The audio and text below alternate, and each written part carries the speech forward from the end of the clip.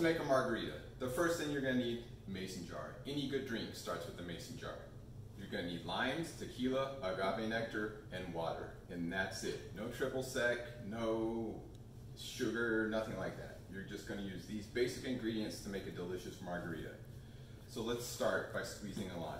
You're gonna wanna roll the lime, slice it in half, and squeeze it into the jar. And the amount of lime juice you get is gonna indicate how much margarita you're gonna be able to make.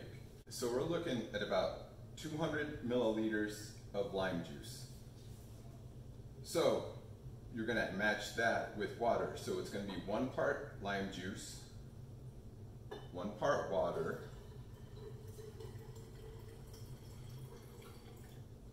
and then you're gonna match that amount with tequila. It looks like a lot of tequila, but it's gonna come together real well, and you're gonna serve it over ice, so it's not gonna be as strong as you think it is. Squeeze in agave nectar as much as you want to make it sweet. You don't wanna overdo it, because what I like to do is make a margarita, stick it in the fridge, and let those flavors really come together. So give it a swirl. These plastic lids are not great for shaking, so I swirl it up. I'll give it a little taste.